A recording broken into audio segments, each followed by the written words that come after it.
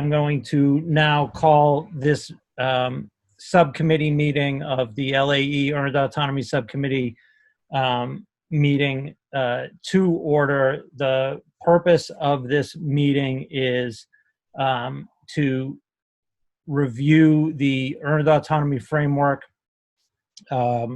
with the intention that this will be going before the LAE at the regular meeting next Wednesday.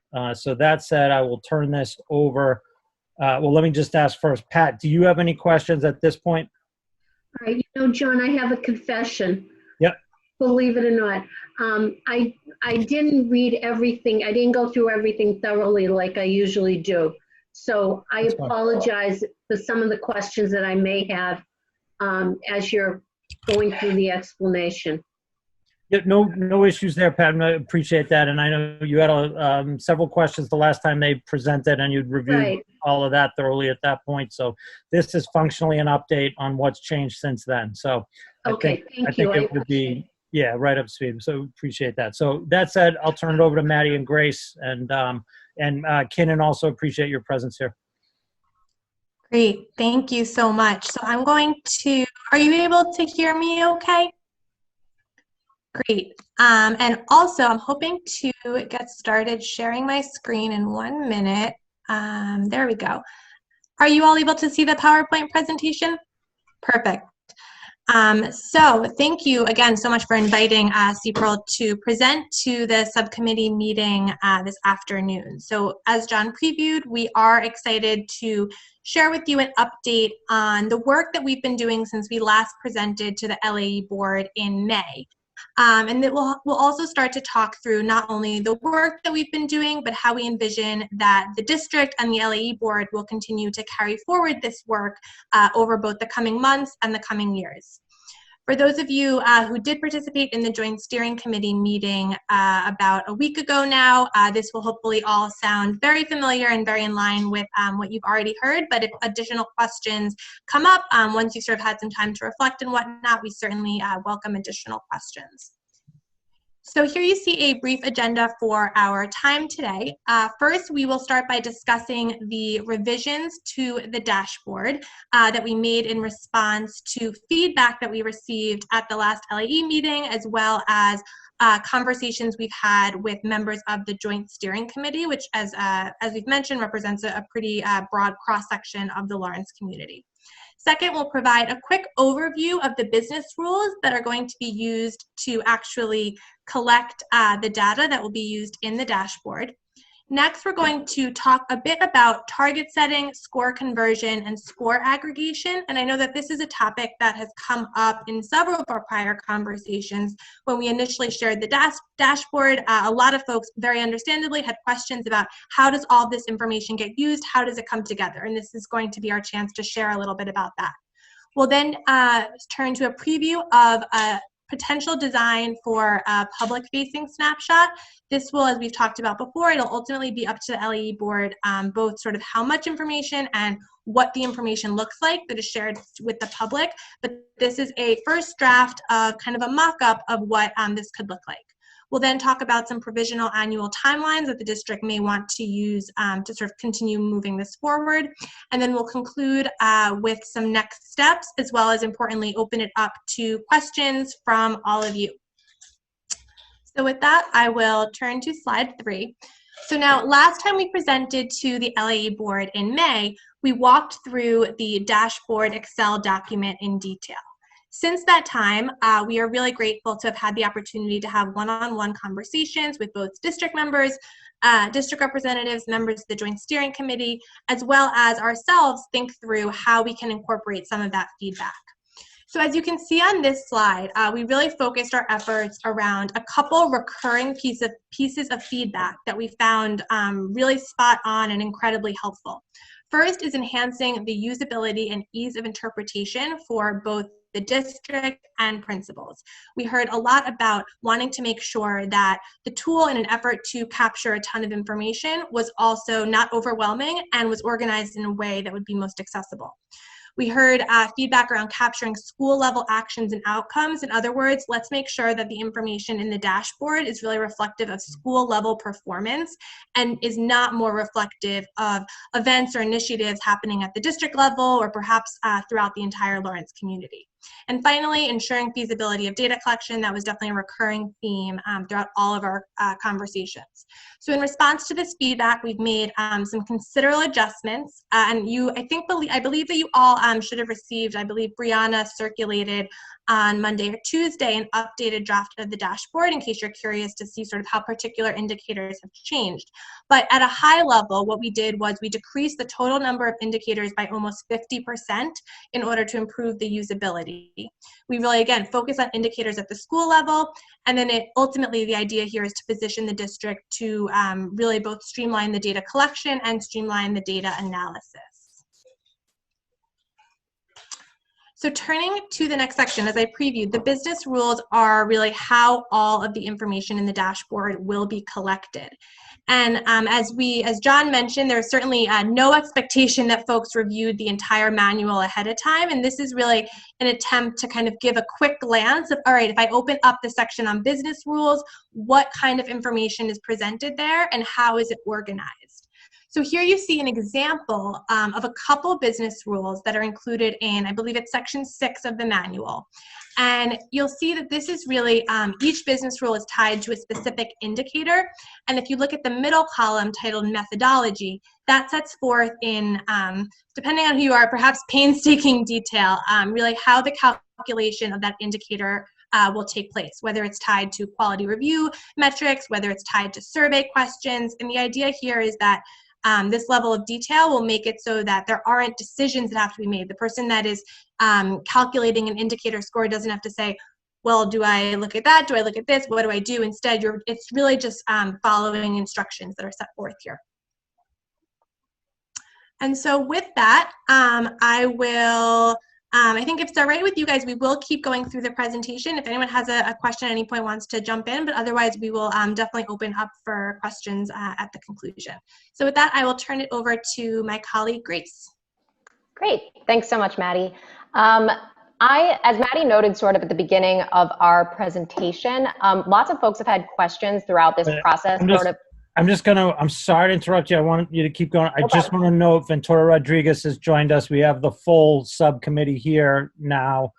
And you know, Pat and Ventura, feel free to jump in with questions when you have them. And otherwise, I will be quiet right now and just let Maddie and Grace run with it. Go ahead. Thanks.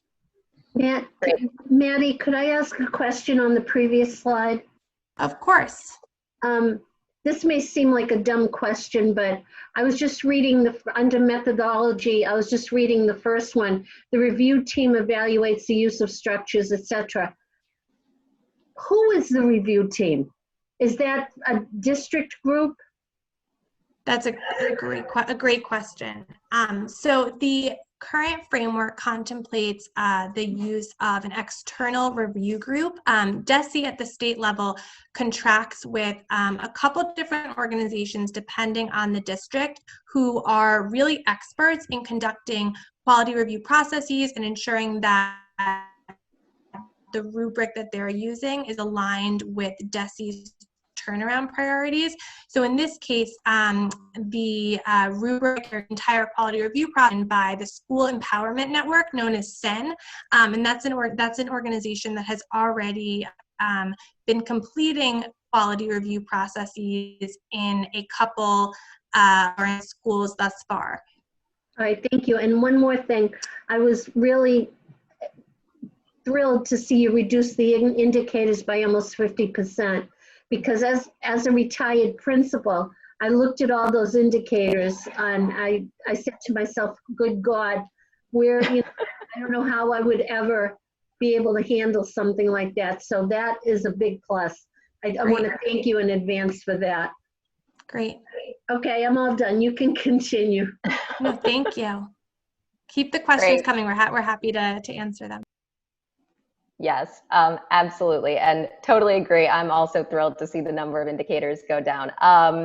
It's just as exciting on our end.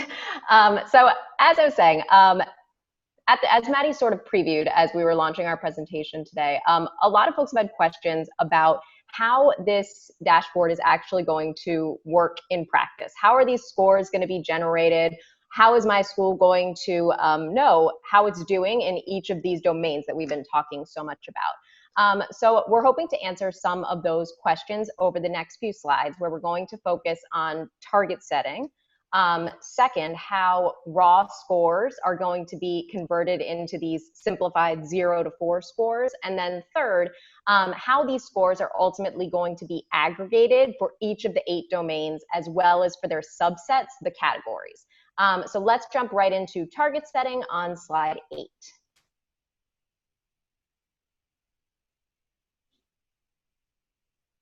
Thanks, Maddie. So just to give everyone a little bit of a sense of where this target setting process came from, before establishing a target setting process, CPRL and LPS leaders, we worked together to draft a list of 9 key priorities that LPS is really going to want to balance in order to establish a target setting process that's going to be transparent and effective. So you can see the list here on this slide. Go ahead, and some of them may look familiar. I know some folks here have seen these many times, others it might be new to you. And as you sort of look through that list, you might start to imagine that some of these priorities can at times conflict.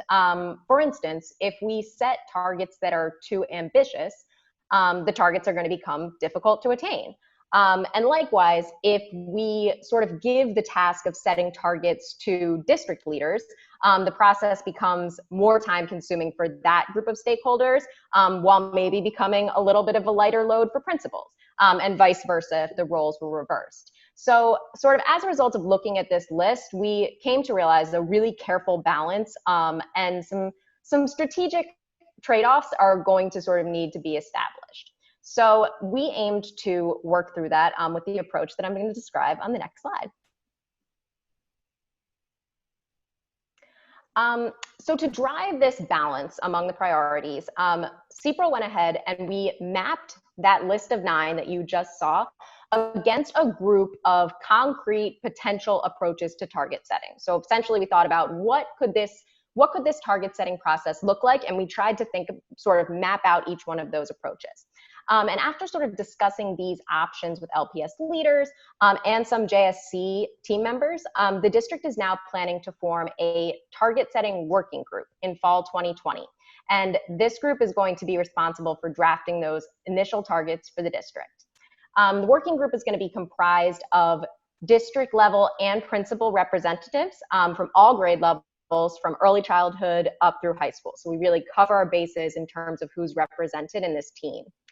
And what is this group going to do? So starting in fall 2020, we anticipate that the group will meet as a full body, but also sort of participate in some grade-specific breakout sessions so that they can really zoom in on setting targets that are applicable only to a particular grade band. So as you may recall from looking at the dashboard, there are quite a few indicators that are really only relevant for high school students. So we want to make sure that the group of folks who are focused on high school are able to really zoom in on those targets. And this group is also going to spend the year really studying this framework, studying its processes, and also meeting one-on-one with principals so they can develop a strong understanding of the full educational landscape in Lawrence. And the idea is that the group will then, in summer 2020, sort of draw on all that information to set targets that are really going to be effective for the district. And you may be wondering, why is this not happening? Why is this happening in summer 2021? It's not even summer 2020. And the idea there is simply that over the course of the next year, we really feel that it's important for the district to spend time gathering some baseline data. If we want to set targets that are going to be reasonable, that are going to be attainable, we want to know how are schools doing right now? And that's sort of what this year is going to be all about. And then in summer 2021, that first set of targets will get set. One more point before I move on. I also want to highlight that this group, this target setting group, is going to have discretion to standardize some of the targets while also differentiating others. So there may be a target that is the same for every school in the district, whereas others that are slightly varied, sort of based on the individual context of those schools. And just in the interest of time, I'm going to hold off on questions if that's okay, but please do, keep them in mind, and I'm going to jump forward to score conversion. That's on slide 10, please. Thanks, Maddie. Okay, so we've talked about this 0 to 4 scaled system with a lot of you before, but just for the sake of sort of producing even more clarity, we are going to zoom in a little further on how raw data, meaning a piece of data that says something like a school has 80% of its students promoted to the next grade, how that 80% becomes a number 0 to 4. So as you can see on this slide, the framework actually makes use of 2 score conversion processes. One that applies to indicators that are measured using administrative records or survey data, and another for indicators that are measured with quality review metrics, which Maddie had just talked about a bit in response to the most recent question. So for all of the administrative records and survey data, the framework is going to use the same 0 to 4 scale that DESI uses in its data reporting. And the idea there is to try to streamline the process, keep it as simple as possible, rather than sort of pushing principals and teachers and other stakeholders to sort of think about a bunch of different scales. So we wanted to keep it as consistent as possible. And as you can see, I'm sorry to jump in, Grace. I just saw a question come in on the chat, Ventura. I wanted to respond to your question because it's a great one. The question is whether teachers are on the working groups. And so this is actually a topic that we discussed with the principal representative on the Joint Steering Committee, as well as district representatives. And we actually, originally, the principal representative was originally proposed that teachers be included in the interest of ensuring that there was really, perhaps they're the folks that have the greatest insight, as you might be sort of where my mind goes, is they might have the greatest insight as to what is capable on a particular indicator.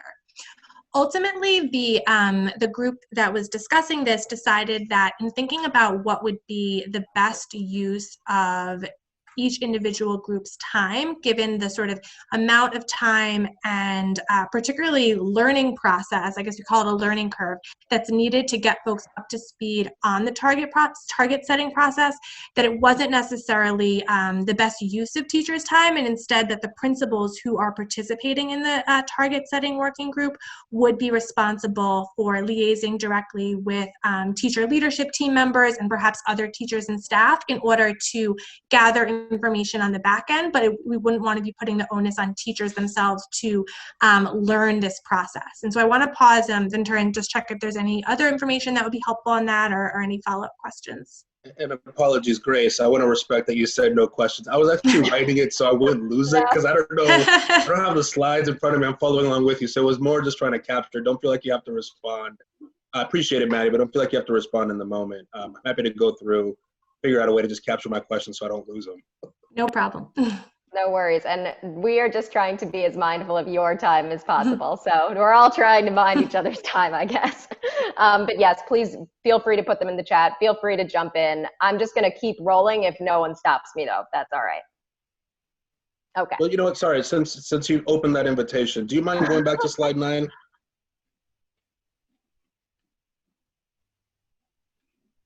I will, as soon as my computer allows me to do that. I'm pressing the back button, but it doesn't seem to want to go back. Well, I think I can remember the question. So it's only one slide ago. So thank you for the question on the teacher. It's just helpful to understand the thinking, the processing. I think it is. I just have a lot of questions to make sure that teachers feel like they do understand the process. They do understand sort of how it plays out. I just, their voice is critical. We all know that, but just want to make sure that is front and center.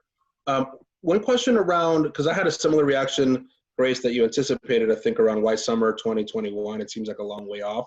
I totally get that this year is about benchmarking. I mean, especially given, the last few months and disruptions to sort of the typical learning, I think it's going to be important that we assess where our students are at to make sure that, we're really meeting their needs. So I think that all makes sense. Just clarifying question, is the working group actively meeting this entire, school year coming up, 2021, to do that work, to not only look at the frameworks, but look at the data, set the targets? So, because it talks about doing that work in summer 2021, but I didn't know what the actual upcoming school year looked like. Do you want to go ahead, Maddie? And since I know you're going to talk about timelines later, Sure. Happy to wait till later too, if that question will be answered. No, I'm happy to briefly answer it. I think that what is currently recommended and contemplated, actually the district has expressed interest in getting the working group started or kicked off this fall, with the idea being that we would want to build in time for members of this working group, some of whom have not necessarily been involved in these ongoing conversations about the framework. So for certain principles, they've really had a couple meetings, both with us in terms of we held a focus group early on, the district has had some meetings, but we want to make sure that they understand not only the breadth of indicators that they'll be working with, but also a lot of the underlying philosophy behind the framework and how it's intended to be used to help guide school improvement. So we do contemplate that they will meet on a monthly basis beginning in fall 2020. And then by the time they have access to the first year data later on by April or May, they'll then be prepared and have sort of their processes in place by which they'll be able to efficiently work to actually set concrete targets. Thank you. Appreciate that. Sure. Great. So Maddie, why don't we jump? Perfect. We're back at slide 10. So I think where I left off, I was talking a bit about how we're going to have sort of two score conversion processes. And I left off sort of mentioning the reason we're keeping the 0 to 4 scale for all the administrative records and survey data is to keep the work as consistent as possible with what's coming out from DESI as well, so that folks aren't sort of juggling a bunch of different systems. On the other hand, as you can see on the right side of the screen, we also have a slightly different score conversion process for indicators that are measured with quality review metrics. And there, the framework makes use of the same 1 to 4 scale that the reviewers that we just spoke about in response to Pat's question earlier on, the same 1 to 4 scale that those reviewers are using when they conduct a quality review. And the idea here is just to really ease the data conversion burden on schools and on the district, rather than saying to schools, you know, quality review already uses this 1 to 4 scale, let's twist it into a 0 to 4 scale. We figured, let's just keep it as it is, keep it straightforward to make it easier for the schools and the district. So that's score conversion. And unless anyone stops me, I'm going to go ahead to slide 11. Thanks, Maddie, and talk a little bit about score aggregation. So when we say score aggregation, we're referring to how individual indicator scores, so all those little 0 to 4s that we're going to see on this very busy dashboard, how those become a simplified, more manageable, sort of at a glance set of numbers that a principal or district can use to say, how is a school doing in a particular area of interest? So as you may recall from our previous presentations, the framework allows for aggregated scores at both the domain and the category levels. So the idea here, again, is just that we can quickly see how a school is doing. Where might they need some more support?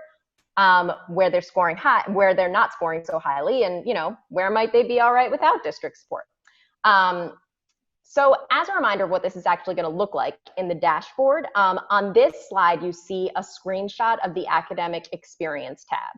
And as you can see in the far right bolded column, this is where we're going to be capturing all those individualized scores for each indicator. So it's extremely small on my screen, but maybe some of you all can see them.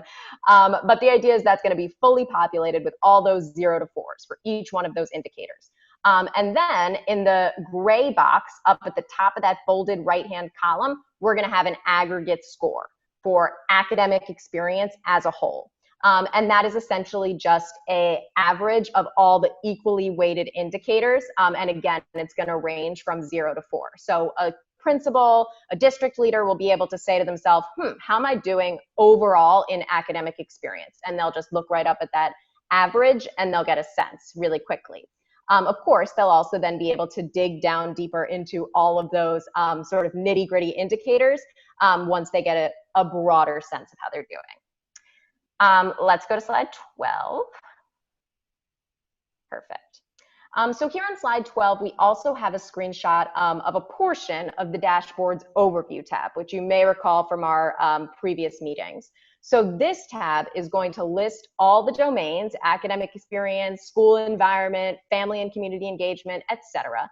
And it's going to show those aggregate scores for each domain, and then also for those subcategories, which you can see in the gray boxes below.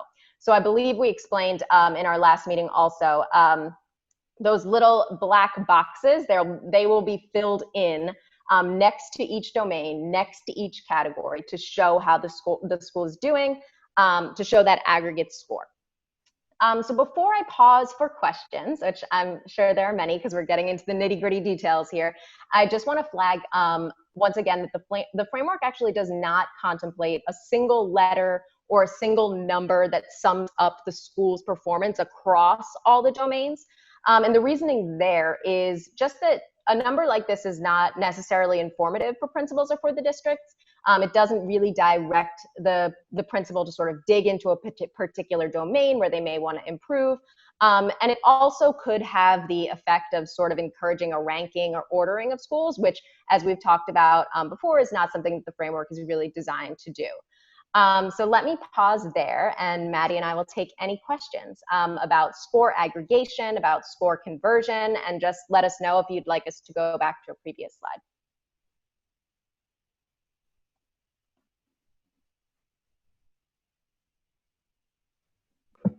I'm all set. I think you're explaining everything thoroughly.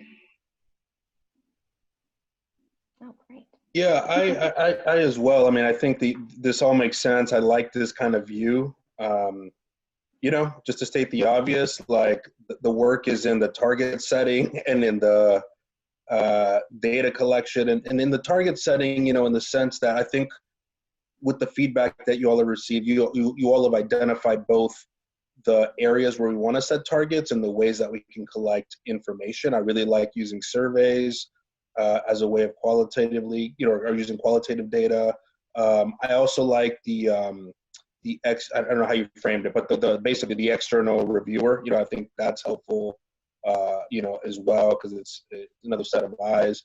But at the end of the day, this is a system that we and only we are using as a district, which I think is great because it informs our practice and in our unique context.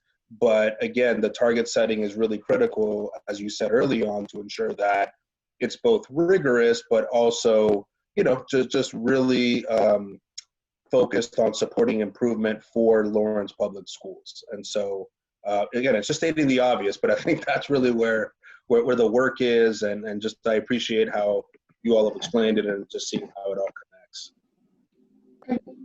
connects. Just looking into the future, I think this, when we come to looking at the district as a whole, will be very helpful in evaluating the superintendent. I can see all the pieces fitting into this big puzzle, and this is critical. It's now becoming crystal clear to me. Thank you. And I just want to respond to Ventura, your comment about target setting in particular, because it's one that we've given a lot of thought to. And in the manual, which as I mentioned at the start, I'm not sure if you had joined yet, definitely no expectation that folks sort of particularly on the LAE board have reviewed the entire manual, because it really is in many ways an implementation model that, an implementation manual that's intended to help the district actually carry this forward. I just want to mention that in the target setting process, we do start to explore in a bit more detail a little bit of guidance around how folks in the working group might want to think about separating out targets, how they might want to differentiate between those indicators that do require the same target for all schools versus those that might require differentiated targets. So it's our hope that the information in the manual will really be a sort of launching point for the district and the working group to approach the work in a robust and kind of rigorous manner. So couldn't agree more. Great, thank you. And does so your organization is sort of the current scope of work relates to helping us arrive at a process with implementation manuals, you know, does it currently include implementation support? So as you think about next year, you know, the working groups launching and, you know, all that kind of work, just curious, like, help me actually understand the scope of our current contract with you. Sure, and then I'll sort of ask John if you want to sort of add anything to my response. So our scope of our CPRL's current engagement does conclude this month with the approval, hopefully, of the framework by the LAE board. In terms of sort of any future work, definitely CPRL in general would love the opportunity, as I sort of discussed with John a couple of times, to continue working with the district and helping to continue to move this work forward. But in terms of this scope, this portion of our current engagement with DESE, it does conclude this month. Yeah, perfect. That's helpful. Sure. The intent here is obviously we're going to hopefully approve a dashboard next week. And then we have this year-long process where we work out targets. I think also troubleshoot any and all aspects of implementing the dashboard. And there's a third piece which hasn't come up yet, Ventura, which is how are the autonomies linked to the school ratings? Right, yeah. And we need to, we want to have a process with that as well over the next year, which I think makes sense while we're working out targets and baselines, to have a discussion between really, I think, the central office in the district and the principals and teachers around how autonomies are linked to the rating system. And so within that, we are going to need, a consultant, I think, to help us just navigate this process over the call it the next year, roughly. Obviously, it would be great if CPRL were available to do that, but I have had discussions with DESE about making sure we've got a consultant in place. We'll have to go back out to bid on it, which is going to happen. And if CPRL chooses to bid and obviously is awarded, we'd move forward with them. But regardless, we will need someone in place to assist with this process, both the target setting, which was mentioned, but also the earned autonomy piece. No, appreciate that. And I think just helpful to understand even the scope of the current contract. And you're right, John, we'll follow up with a process, for implementation support, but that's helpful, all that. Thank you. Great.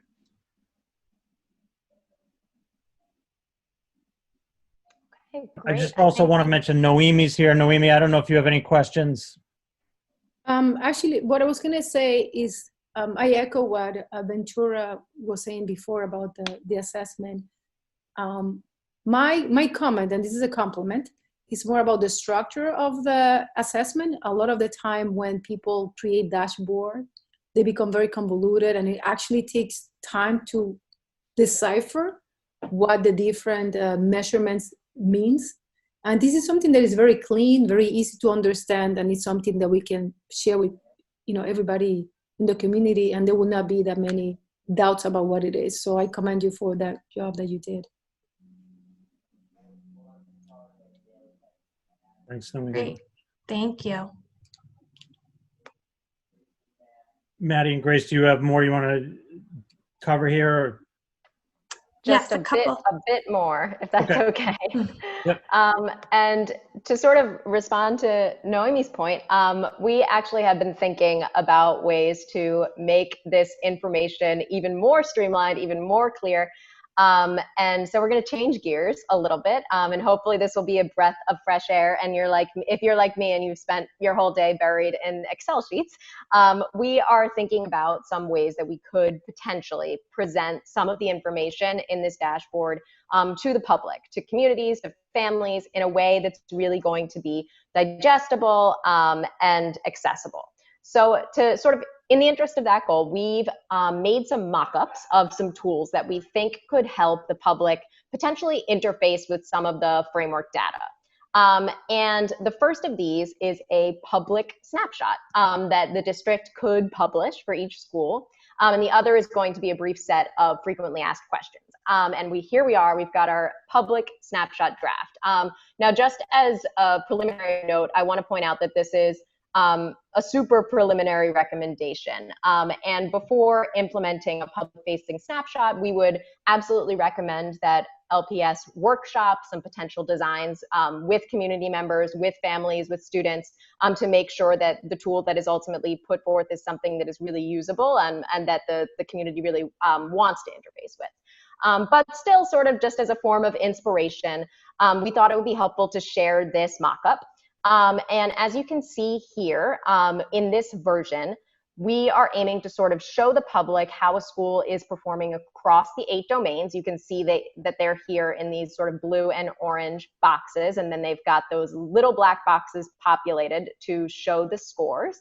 And also, interestingly, beyond just sort of showing how a school is performing across the 8 domains, we also thought it would be potentially useful to link those scores to key school goals or initiatives. And the idea here is that if I'm a family member, a parent, a community member, I would love to see, hey, if my school is maybe struggling a little bit in student growth, as you can see if you look in the orange box, where they've scored a 1, I would want to see a goal or an initiative that my school is taking to actually address that concern. So the idea here is to just create that kind of transparency and shared information with the public. And as one quick note, we also would imagine that a document like this should be made available both in English and Spanish, just to increase accessibility as best possible. And let's jump to slide 15. Okay. And here, sort of beyond the snapshot, we also imagine that a set of frequently asked questions and answers could be kind of helpful for the public as they try to sort of interpret the data and read what's in those school dashboards. So to support the district in that effort, we've drafted up these 8 frequently asked questions. I'm not going to tick through each one of them, but you can see that they're sort of aimed at helping someone who may be really unfamiliar with a school dashboard to sort of interpret what's going on. What does all of this data mean? What is it telling me about my child's school, for example, if I'm a parent? Again, we would imagine that this kind of information would be put forth in both English and in Spanish. Any questions about these mock-ups of these potential tools, or any questions about sort of how this kind of information could be shared with the public in general?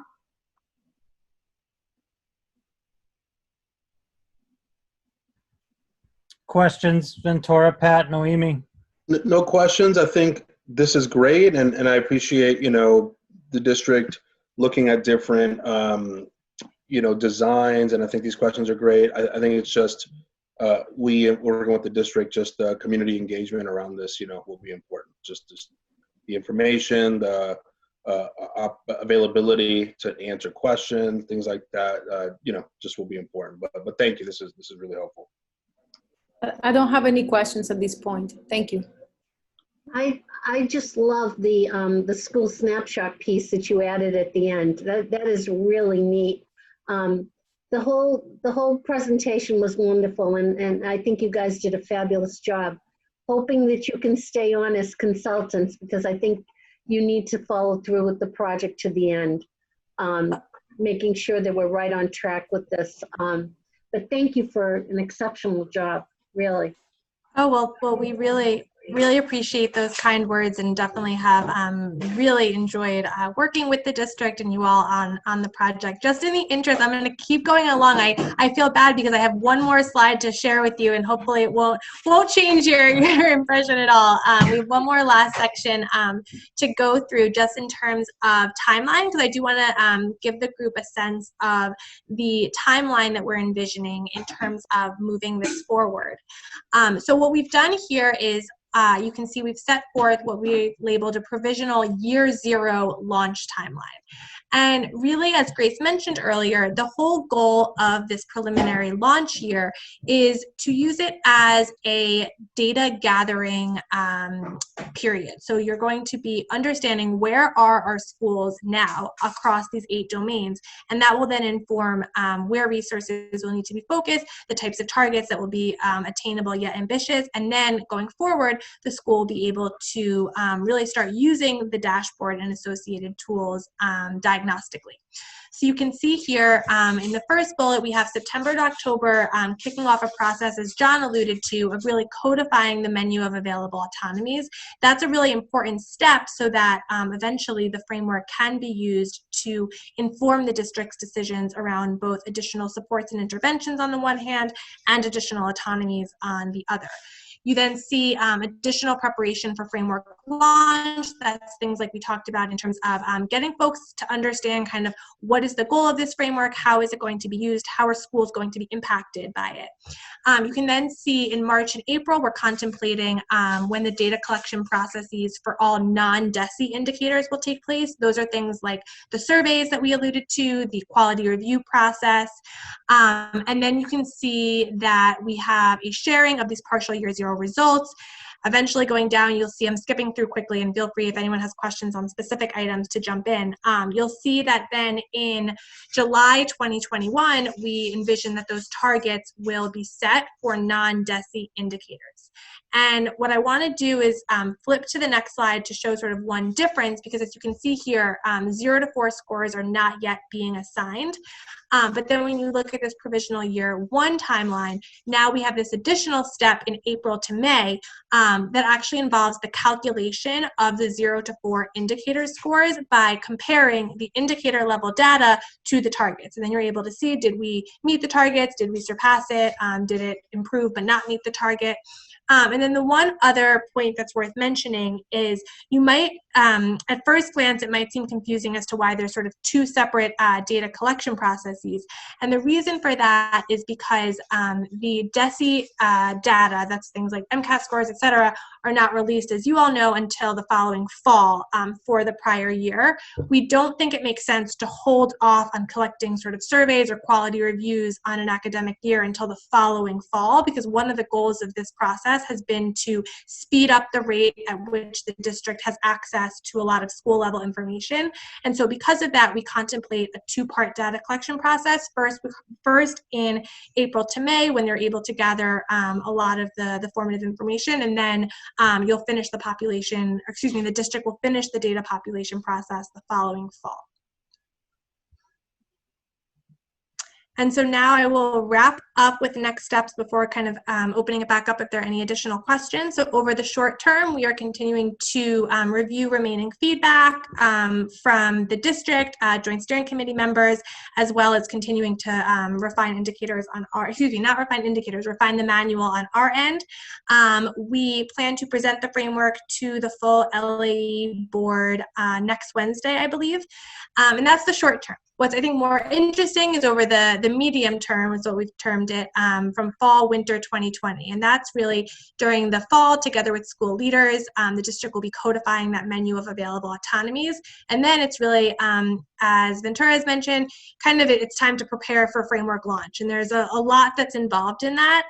There is meeting with principals to review the framework and dashboard. There's formalizing some of those processes. The budget process is one that immediately comes to mind that are needed in order to gather data across all schools. And then also convening that target setting working group that will be working throughout the course of the academic year. And so with that, I will wrap up our presentation.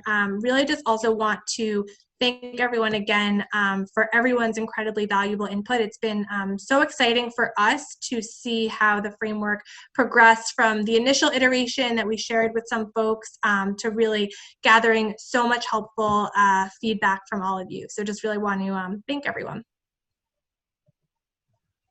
Thank you, Maddie and Grace. We appreciate all of your great work to date, and really pleased with how this is coming together. I just want to go through my colleagues here to see if there's any final questions. Pat Mariano, any questions or comments No, my questions have been answered, and I'd like to echo your comments, John. Thank you so much for a job well done.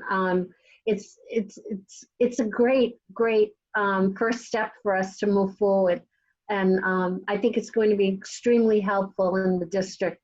So thank you for your hard work, and keeping my fingers crossed that you become a consultant later on in the upcoming year. Thank you. Thank you so much. Thanks, Pat. Ventura Rodriguez, any questions or comments? What Pat said, I can't say it any better. So really appreciate that. And yeah, just thank you all for the work. Really appreciate it. Thank you. Great. Noemi Custodia-Laura, any comments, questions? No, except that, I like Pat and Ventura said, congratulations on the work, well done. And we're looking forward to see the rest. Great. Thank you to my LAE members. Kinnan, you've been point for the district on this. I don't know if you want to offer thoughts, context, or anything at this point, but I just want to give you a chance to speak if you do. No, I'm all set. I echo everything that has been said and appreciate we have some leadership team members on here that wanted to learn more about the framework. So thanks for that opportunity, and we look forward to continuing the work. Thanks, Kinnan. And Thanks, Kinnan. just want to note that we, as Kinnan said, thanks to all the folks from LPS who have joined the call today. A number of people from the superintendent's leadership team here. I appreciate you being here to listen. Thank you to LPS Media and Maria Cruz for putting this together, and to Joan. I know Dave had another obligation today, so I appreciate everybody pinch hitting and helping to put it together. And Joan, thank you as always for helping keep the LAE ship moving. So with this all said, final thanks to Maddie and Grace for everything. We'll next meet as the full LAE on Wednesday, June 17th. And at this time, I would entertain a motion to adjourn this meeting of the LAE Subcommittee on the Earned Autonomy Framework. So moved. Second. Yeah. Moved by Subcommittee Member Rodriguez, seconded by Subcommittee Member Mariano. All those in favor say aye. Aye. All those opposed, the motion carries. At this time, we are adjourned. Thank you, everybody. Greatly appreciate it.